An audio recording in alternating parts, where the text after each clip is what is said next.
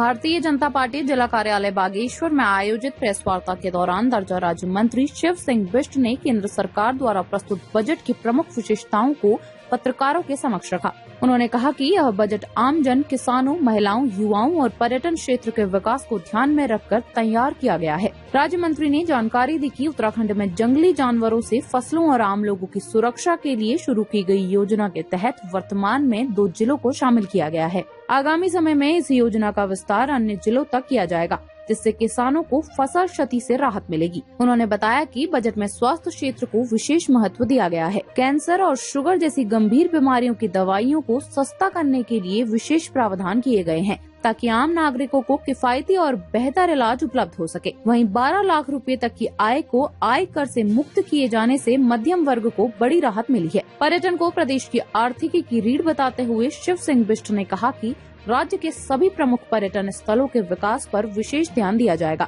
इससे न केवल पर्यटन को बढ़ावा मिलेगा, बल्कि स्थानीय युवाओं के लिए रोजगार के नए अवसर भी सृजित होंगे। उन्होंने पशुपालन क्षेत्र के सशक्तिकरण पर जोर देते हुए कहा कि प्रत्येक क्षेत्र में आधुनिक सुविधाओं से लैस वेटरनरी अस्पताल स्थापित किए जाएंगे। इसके साथ ही नागरिकों की सुरक्षा और संरक्षण को सर्वोच्च प्राथमिकता देते हुए विभिन्न योजनाओं को प्रभावी रूप से लागू किया जाएगा। राज्य मंत्री ने बताया कि प्रत्येक जिले में जड़ी बूटी एवं हर्बल उत्पादों के विकास को प्रोत्साहित किया जाएगा, जिससे स्थानीय संसाधनों का बेहतर उपयोग हो सके। महिलाओं के सशक्तिकरण की दिशा में प्रत्येक जिले में गर्ल्स हॉस्टल खोले जाने का भी प्रावधान बजट में किया गया है। रेलवे बजट में वृद्धि का उल्लेख करते हुए उन्होंने बताया कि हरिद्वार रेल लाइन को वर्ष 2027 तक पूर्ण करने का लक्ष्य रखा गया है। साथ ही अन्य रेल परियोजनाओं को भी गति दी जाएगी। प्रेस वार्ता के अंत में शिव सिंह बिष्ट ने कहा कि केंद्र सरकार का यह बजट आत्मनिर्भर भारत की संकल्पना को मजबूत करता है और देश व प्रदेश के सर्वांगीण विकास की दिशा में एक महत्वपूर्ण कदम है।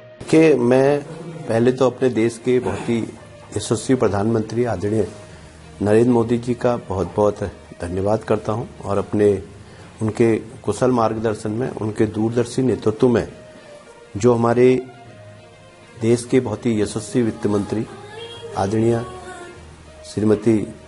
निर्मला सीतारमण जी ने जो बजट अभी प्रस्तुत करा है, उस बजट में भारत की जो संपूर्ण जनगणना है, उनके आशाओं, उनके आकांक्षाओं और आत्मनिर्भरता और उनके आत्मविश्वास का ये बजट है। और इस बजट में मैं कह सकता हूं कि गांव, गरीब, किसान की पूरी चिंता इस बजट में करी गई है। इस बजट के माध्यम से जहां हमारे युवाओं को स्वरोजगार के क्षेत्र में आत्मनिर्भर बनाने का ये बजट है, वहीं हमारी मातृशक्ति जो लखपति दीदी जो योजना थी, उस योजना को और शक्तिशाली बनाकर हमारी मातृशक्ति को और आर्थिक रूप से भी मजबूत करने का प्रावधान इस बजट के माध्यम से करा गया है। वहीं हमारे इंफ्रास्ट्रक्चर, जो हमारे सड़क हैं, यातायात सुविधाएं हैं, जो हमारे शिक्षा के क्षेत्र में है, हमारे मेडिकल के क्षेत्र में, स्वास्थ्य के क्षेत्र में है, हमारा जो रेल कॉरिडोर, इसमें लगभग पूरे देश में 7 नए रेल कॉरिडोर का भी प्रावधान इस बजट के माध्यम से किया गया है। हमारे आयुष के क्षेत्र में 3 नए एम्स खोलने का भी प्रावधान इस बजट के माध्यम से करा गया है। तो मैं कह सकता हूं कि एक समावेशी बजट प्रस्तुत कर जो विकसित भारत का विजन 2047 का विजन है,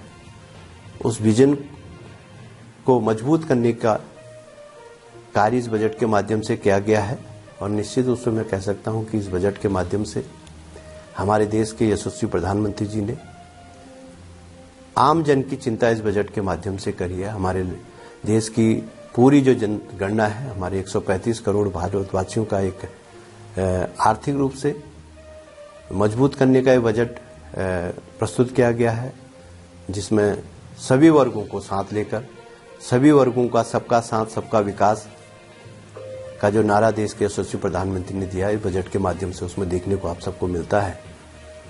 और हमारे युवाओं के रोजगार के संदर्भ में हो, मातृशक्ति की बात हो, हमारे विभिन्न जो भी इस देश के हमारे कृषि के क्षेत्र में जो हमारे अन्नदाता हैं, उन अन्नदाताओं को भी और मजबूती के साथ, हमारा अन्नदाता का विकास और मजबूती के साथ उनका भी प्रावधान इस बजट के माध्यम से करा गया है। मैं देश के यशस्वी प्रधानमंत्री जी का, आदरणीय वित्त मंत्री जी का बहुत बहुत धन्यवाद और आभार प्रकट करता हूँ। देखिए, बागेश्वर रेल लाइन के संदर्भ में भी उसमें जो प्रक्रिया है गतिमान है और बहुत जल्दी, क्योंकि हमारा बागेश्वर रेल लाइन है और उसके अलावा भी हमारे उत्तराखंड में जो हमारा ऋषिकेश कर्णप्रयाग रेल लाइन है और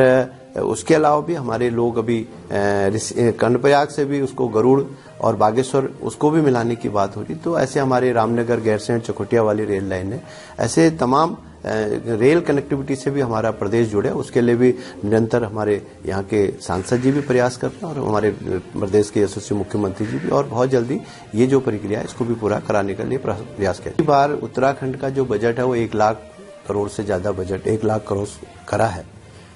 निश्चित रूप से क्योंकि धीरे धीरे उत्तराखंड विकास की ओर अग्रसर हो रहा है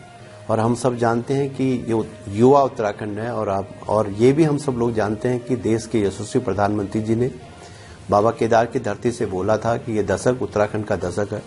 तो निश्चित रूप से जब प्रधानमंत्री जी ने बोला है कि ये दशक उत्तराखंड का दशक है, तो निश्चित रूप से जो बजट आदरणीय प्रधानमंत्री जी ने इस प्रदेश को दिया है, निश्चित रूप से हमारे बहुत ही ऊर्जावान,